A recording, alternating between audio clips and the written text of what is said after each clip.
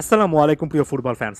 একটা আপডেট সম্পর্কে আলোচনা করব, সেটা হচ্ছে মেসিনো নামে পরিচিত উইলিয়ান এস্তাভো ব্রাজিলের নতুন এই ওয়ান্ডার বয়কে চেলসি অলমোস্ট সাইন করে ফেলেছে। একেবারে ভার্বাল অ্যাগ্রিমেন্ট হয়ে গিয়েছে। 2025 সালে তার বয়সটা যখন 18 প্লাস হবে, তিনি তখন প্রায় 40 মিলিয়ন প্লাস 25 মিলিয়নের অ্যাড অনসে চেলসির মতো একটা ক্লাবে যোগ দেবেন। বর্তমানে তার বয়সটা 17। এই অবস্থায় একটু অন্য একটা দিকে চোখ বোলাই এবং এখানে একটা আক্ষেপের কথা বলি। এই জিনিসটা আমি এর আগে অনেকবারই বলেছি, আরও একবার ব্যাখ্যা করছি। নানা রকমের ব্যস্ততা এবং ফুটবলের বাইরে ইউটিউব চ্যানেলের বাইরে অনেক কাজ থাকার কারণে কখনোই আমি ইচ্ছা থাকলেও অনেক দল নিয়ে আলোচনা করতে পারি না, অনেক দল সম্পর্কে ইনডেপথ অ্যানালাইসিস করতে পারি না। ফুটবল ফ্ল্যাগ এমন একটা প্ল্যাটফর্ম যেখানে আর্জেন্টাইন প্লেয়ারদেরকে নিয়ে বা লিওনেল মেসিকে কেন্দ্র করে বেশি আলোচনা হয় এবং এই জিনিসটা আমি শুরু থেকে স্বীকার করে এসেছি, নিজের অপরাগতার কথা সবসময় বলে এসেছি। তবে এটার পাশাপাশি আমার ক্ষুদ্র প্রয়াস মাঝে মধ্যে কিন্তু থাকে, বিশেষ করে ইয়াং ট্যালেন্ট প্লেয়ারদেরকে আইডেন্টিফাই করা এবং তাদেরকে নিয়ে কথাবার্তা বলা। এই প্লেয়ারটা সম্পর্কে আমি আরও প্রায় মাসখানেক আগে কথা বলেছি এবং বলেছি যে মেসিনো নামে একটা টাইটেল দিয়ে ব্রাজিলিয়ান একটা ট্যালেন্ট আসছে এবং এস্তেভা উইলিয়ান নামে পরিচিত এই প্লেয়ারটা সত্যিকার অর্থে ট্রান্সফার মার্কেটে বড় ক্লাবগুলোর টার্গেট লিস্টে থাকবেন এবং এখানে পার্টিকুলারলি চেলসি এগিয়ে আছে, এই কথাটাও বলেছি।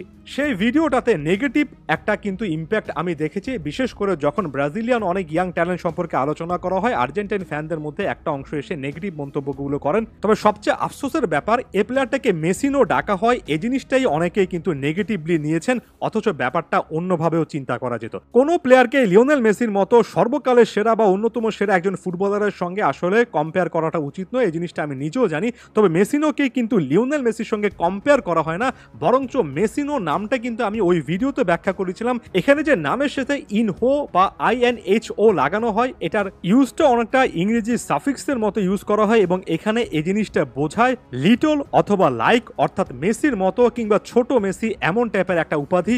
এখানে অনেকে যে নেগেটিভিটি খুঁজে পেয়েছেন, এখানে কিন্তু মেসির সাথে ব্রাজিলিয়ানরা তাকে কম্পেয়ার করে তাকে ভবিষ্যতের মেসি এই জিনিসটা বলে তাকে মেসিনো ডাকেনি, বরঞ্চ তাকে ডেকেছে লিও মেসির সঙ্গে খেলার একটা স্টাইলে তারা মিল খুঁজে পেয়েছে।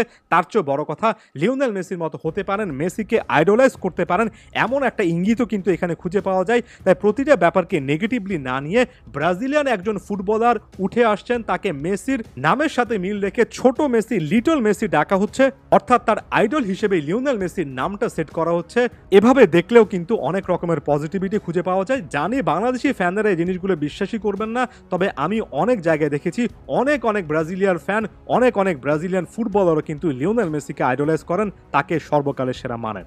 এস্তেভাও মেসিনো উইলিয়ানও কিন্তু তার এই মেসিনো মাঝখানের টাইটেলটা অনেক বেশি করে এনজয় করছেন এবং খুবই ট্যালেন্টেড একজন অ্যাটাকিং মিডফিল্ডার প্লাস উইঙ্গার বলা চলে। খুবই ভালো ড্রিবল করতে পারেন, তার ভিশন, পেস সকল কিছুই ভালো। রাইট উইংয়ে সত্যিকার অর্থে ত্রাস হতে পারেন ভবিষ্যতে। এনরিকের পাশাপাশি এই প্লেয়ারটার দিকেও কিন্তু নজর রাখতে হবে। চেলসির মতো একটা ক্লাবে আসছেন এবং চেলসি মাত্র 17 বছর বয়সী এই প্লেয়ারটার পেছনে যে অ্যামাউন্টটা আসলে পে করতে যাচ্ছে, এখানে 40 মিলিয়ন ইউরোর পাশাপাশি 25 মিলিয়ন ইউরোর অ্যাডঅনসও আছে। অর্থাৎ তিনি যদি নির্দিষ্ট কিছু শর্ত বা টার্গেট এসে চেলসিতে পূরণ করেন, তাহলে তার বর্তমান ক্লাব পালমেইরাস আরো বেশি করে অর্থ পেতে পারে। এই জিনিসগুলো সত্যিকার অর্থে প্রমাণ করে যে চেলসি খুবই আগে এই প্লেয়ারটাকে অ্যাকনলেজ করেছে এবং এই প্লেয়ারটা সম্পর্কে আপনি যে ফুটবল দলেরই ফ্যান হন না কেন, ইয়াং ট্যালেন্ট হিসেবে তাকে আপনারও অ্যাকনলেজ করতে হবে। তার সম্পর্কে আরো বিস্তারিত ইনফরমেশন পেতে ওই ভিডিওটা দেখে আসতে পারেন।